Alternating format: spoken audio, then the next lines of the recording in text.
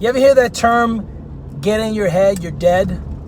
It means you get inside your head and you overthink something, and what happens is they call it analysis to paralysis or whatever the quote may be. But sometimes when you overthink things too much, you spend more time thinking about it and thinking about the things that you don't have and the things that you don't want, that you never take any steps to move yourself forward. I just had a really great conversation. I'll keep it private, but I had an amazing conversation over the past hour, and this young man was stuck in his head. He kept saying he didn't have the right degree from the right school. And I said, listen, you got your degree and you got a 4-year degree, and it's an amazing degree. Now, it may not be in the industry that you're looking for, but at least you had the discipline to finish a 4-year degree.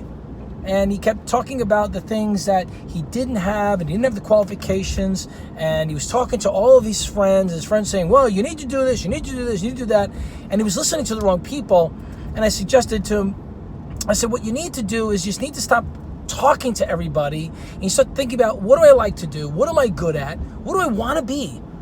Now, at 22 years old, you may not really know what you want, but at least you'll know what you like. And this is the perfect time of your life. Just do something.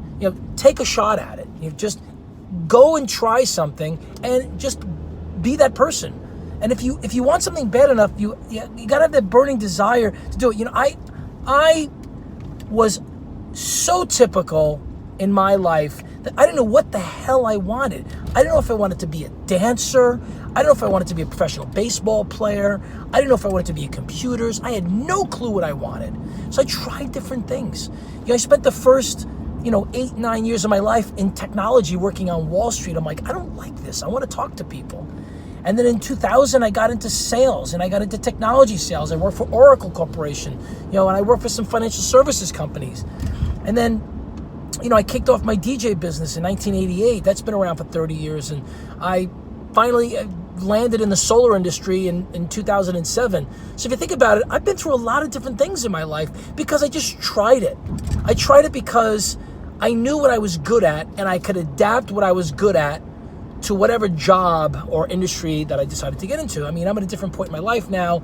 I'm more of an entrepreneur, and I have multiple careers. So I finally got into that place. It took me, a number of years to get there. But hey, listen, if you're, in your 20s, if you just graduated from school and you're not really sure what you want to do, you got to do something. And the first thing you do is start writing down what you really like. What are you naturally gravitating towards? What are the things that you like? And you don't have to share the list with anybody, but you got to start writing those things down. Second thing is, if you wanted to get in an industry where you have no idea how to get into it, right? Think for a minute and say, okay, well, let me talk to people in the industry who have been successful, who have accomplished. People who have accomplished, people who've been in the industry for 10, 15, 20 years, they're dying to talk to young guys and gals who are trying to get in their industry, because what it does, it shows that they have a desire, but also if you have 20 years or 15, 20 years of experience, it's a great thing because you get to pass that on to someone else. So back to my story. I put him in touch with a few people I know. This one recruiter I know for about 3 or 4 years. He's been in the financial services industry for at least 20 years. He knows anybody and everybody on the planet. I said, listen, can you spend a few minutes on the phone, with this young man? He said, sure. Gave him a call. He started to share basically his story. He said, stop. I'm going to help you get out of your head.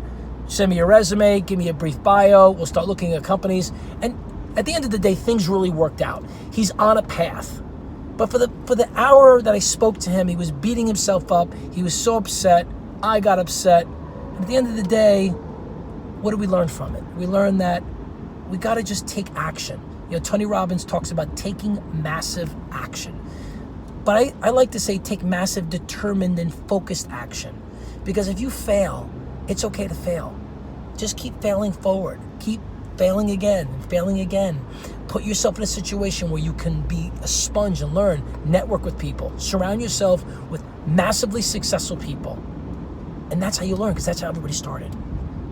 So if you're in that space and you're not really sure, just reach out to people who are in that space. They're dying to help you. This is inspired by my years of watching Tony Robbins and watching great people and surrounding myself with massively successful people. I'm so emotional and I'm humbled by it because I was blessed to have those people in my life. And you can have those people in your life today. Just reach out. Hey guys, I'm Anthony Conklin. You find me at AnthonyJConklin.com. I hope this was helpful. If you liked it, share it out. You got this. You got greatness within you.